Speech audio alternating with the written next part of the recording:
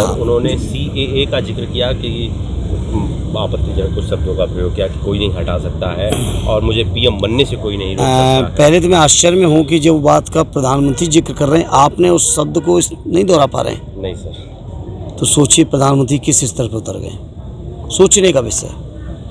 देश के प्रधानमंत्री का कहा हुआ शब्द अगर कोई पत्रकार सवाल में नहीं दोहरा पा रहे हैं तो आप सोचिए प्रधानमंत्री का स्तर क्या हो गया है। देखिए, आप कुछ कर लें, वो कुछ कह लें। मैंने कन्नौज में भाषण सुना था राहुल जी का, उन्होंने भी कुछ इस तरह का कहा था कि अब कुछ भी कह ले बीजेपी, कुछ भी कर ले, अब कुछ होना नहीं है। आपत्तिजनक शब्द इस्तेमाल करें, सम्मानजनक शब्द इस्तेमाल करें, ये उनका अपना संस्कार है, लेकिन देश की जनता तैयार है परिवर्तन लाने को। भले हैं सपा से जो भी 10 सीटें हैं, लेकिन उनके घर तक मैंने सड़क बनवा दिया 1.5 साल।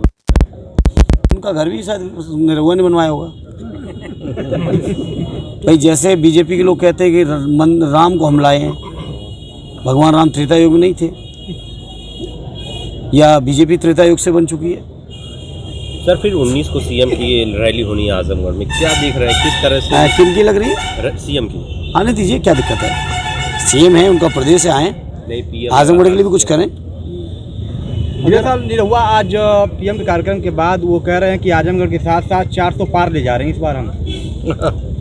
तो खुशफहमी में रहें, हमें इस बात से आपको या किसी को भी आपत्ति कैसे हो सकती है?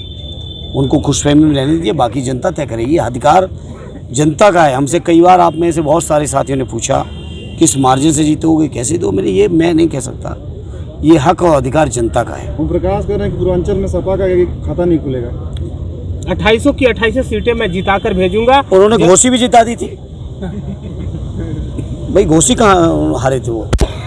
घोसी भी तो जिताई उन्होंने। बात आजमगढ़ चुनाव की करें, लगातार आप कई दिनों से दौरे पर हैं, लगातार जब से चुनाव आपको टिकट मिला है, किस तरह के रुझान पब्लिक में, क्या चीज़ें आ रही हैं निकल कर, किन मुद्दों पर पब्लिक इंडिया गठबंधन? देखिए, इंडिया गठबंधन के साथ पब्लिक इन मुद्दों पे सबसे बड़ी बात, इंडिया गठबंधन की पार्टी, विशेषकर अगर मैं बात करूं यूपी की, तो हमारी पार्टी लीडिंग पार्टी है, हमारे नेता लीडिंग लीडर हैं अपोजिशन के। जो कुछ कहा, जब कहा, सपने में भी कहा, तो उसको पूरा किया है।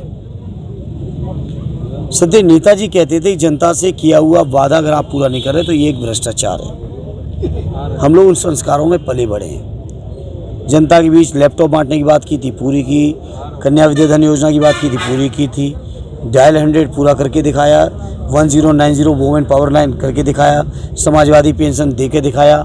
लोहिया आवास, जो उस समय के बने हुए सरकार के आवास हैं, उस समय के लाभार्थी और आज के प्रधानमंत्री लाभार्थी, आप अंतर पता कर लीजिए।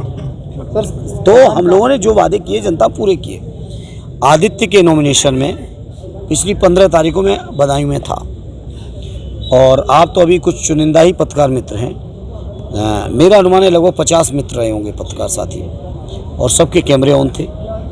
मैंने 50 कैमरों के सामने कहा कि आप में से एक भी पत्रकार साथी मुझे सवाल कर ले, मैं निमंत्रण दे रहा हूँ कि मैंने बदायूं में जितने वादे पब्लिक प्लेस पे किए हों, प्रेस कॉन्फ्रेंस में किए हों, उनमें से कोई एक वादा गिना दो जिसको मैंने पूरा नहीं किया हो। एक वादा किन्हीं कारणों से पूरा नहीं हुआ तो उसको मैंने स्वीकार किया कि इसको मैं पूरा नहीं कर पाया। ये इस तरह से समाजवादियों का अपना काम करने का अपना तरीका है। आप बीजेपी वालों से आप सवाल कर नहीं पाओगे, उनसे पूछो, इधर उधर की बातें छोड़ दो। किसकी मकान बनवाया, दुकान बनवा दिया, उनसे पूछिए कि 2 करोड़ के हिसाब से 10 साल में 20 करोड़ रोजगार मिलने थे, वो कहाँ हैं? आपने उस समय यूपीए के प्रधानमंत्री डॉक्टर मनमोहन सिंह जी का अपमान किया था, डॉलर के मुकाबले में रुपए की कीमत को कहते हुए आपने अपमानजनक शब्द इस्तेमाल किए थे। आज बताओ डॉलर के मुकाबले में रुपया कहाँ खड़ा है? आपने कहा था देश नहीं बिकने दूंगा। मैं पूछता हूँ देश में बचा क्या बेचने को? आपने सड़कें बेच दी, आपने रेल बेचा, आपने हवाई अड्डे बेचे, हवाई जहाज बेच दिए, बंदरगाह बेच दिए, टेलीकम्युनिकेशन बेच दिए, बीमा बेच दिया, रेल बेच दिया। अब बताओ क्या बचा है बेचने को? आपने कहा कि स्विस बैंक से पैसा लाएंगे। आप ही ने कहा था ना, बीजेपी के लोगों ने, मैं उन्हीं की बातों को जा रहा हूँ। बीजेपी के लोगों ने कहा स्विस बैंक से पैसा आएगा और सबके खाते में 15 लाख पहुँच जाएगा। तो बताओ 10 साल के राज के बाद और प्रचंड बहुमत की सरकार के बावजूद क्या आप पत्रकार मित्रों को भी सवाल पूछ पाओगे बीजेपी से कि स्टेट बैंक का पैसा आया कि नहीं आया? महंगाई के बारे में अब 400 रुपए का सिलेंडर था तो बापू की समाधि पे राजघाट पे भाजपा के लोग प्रदर्शन कर रहे थे लेके। जब हम लोग आज सवाल आज करते हैं आज 1200 का है, क्या आप सवाल पूछ पाते हो? नहीं पूछ पाते हो तो वो उसके अलग परिस्थितियां होंगी। आप लोग पूछो न पूछो, पूछ पाओ न पूछो, वो जवाब दें न दें, जनता वोट के हिसाब से जवाब देगी। उनसे सवाल करो तो वो कहते हैं कि सपा से एजेंट हैं और सपा से पैसा लेकर आके ऐसे सवाल करते हैं उठपटांग। अब सपा के एजेंट हैं, जनता के सवाल पूछो कह दो, ये बातें तो आप ही ने की थी, ये किसी पत्रकार मित्र ने उनके मुंह में नहीं डाली थी बातें।